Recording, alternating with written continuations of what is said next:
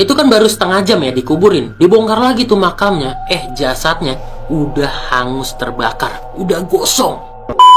Siksa kubur itu nyata cuy. Buktinya ada orang beriman yang udah puluhan tahun itu dikuburin, tapi ketika dibongkar lagi makamnya, jasadnya itu masih utuh dan wangi. Terus ada yang kebalikannya, baru beberapa menit dimakamkan, terus dibongkar lagi tuh makamnya, udah gosong, hangus terbakar. Kejadian ini beneran terjadi di Malaysia. Jadi ada sepasang suami istri, mereka baru menikah. Mereka itu bener-bener harmonis banget. Saking harmonisnya sampai-sampai bikin para tetangga itu iri. Tapi sayang, suaminya itu nggak berumur panjang. Suaminya ini meninggoy. Ketika tetangga-tetangga pengen ngelayat, mereka baru pengen masuk rumah, itu mereka udah mencium aroma yang tidak sedap. Aroma-aroma bau busuk gitu. Padahal ruangannya ini udah disemprot pewangi cukup banyak. Terus di setiap sudut ruangan itu juga dikasih kamper yang lumayan banyak. Harusnya nih nggak bau nih. Tapi semua orang di situ masih bisa mencium aroma busuk yang menyengat keluar dari tubuh laki-laki ini. Ketika dimandikan, itu juga makin bau. Dan dari tubuh jenazah itu keluar cairan yang hitam pekat, yang baunya itu benar-benar busuk, dan itu cairan nggak kering-kering, nggak habis-habis. Udah singkat cerita dikafankan, terus disolatkan dan diantar ke pemakaman. Ketika rombongan sampai di pemakaman, udah ada satu liang lahat yang disiapkan, dan ya udah setelah itu dikuburin. Setelah selesai dikuburin dan pengen pulang, tiba-tiba ada satu bapak-bapak nih lari menuju ke rombongan. Bapak-bapak ini tuh bilang kalau jenazahnya ini harus dipindahkan. Soalnya liang lahat yang dipakai itu ternyata udah punya orang lain.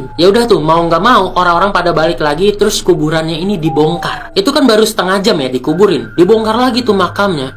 Jasadnya udah hangus terbakar, udah gosong. Kain kafannya tuh udah warna abu-abu kayak kebakar. Seharusnya kan ya merah-merah aja gitu karena kena tanah. Ini tuh abu-abu kayak bekas kebakar. Di situ tuh semua orang pada heran dan kebingungan. Nah, ketika jenazahnya ini diangkat, kaki dan tangannya jenazah itu udah nekuk kayak gini nih. Posisinya itu kayak orang ketakutan. Aduh, asli merinding banget gua. Setelah itu ya udah jenazahnya ini dipindahin dan dikuburin lagi. Kalau dari para tetangga, kayaknya dia itu kayak gitu gara-gara dia durhaka sama ibunya sendiri. Jadi dia itu ngusir ibunya sendiri yang tadinya masih tinggal sama mereka. Ibunya ini diusir gara-gara istrinya itu suka marah-marahin dia. Istrinya ini nggak suka sama mertuanya. Akhirnya diusir tuh sama anak ya. Dan berakhir seperti ini. Aduh, parah banget ya. Tuh ya, kalian harus makin percaya kalau semua perbuatan itu bakal ada balasannya. Dan siksa kubur itu nyata cuy. Apalagi dalam waktu dekat akan ada film yang mengangkat cerita tentang siksa kubur. Kita tonton bareng-bareng yuk teasernya. Kenapa orang mencuri?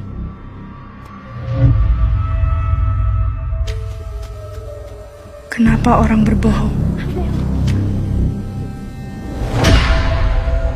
Kenapa orang korupsi?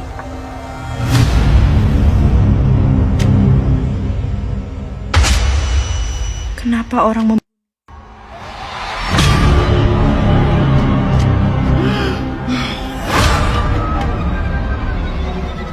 Kenapa orang tetap melakukan dosa? Padahal menurut agama, setiap manusia akan mendapatkan balasan setelah mereka meninggal. Jawabannya sederhana.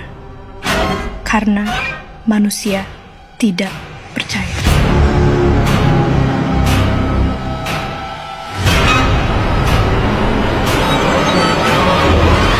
Tapi lebaran ini, Anda akan percaya.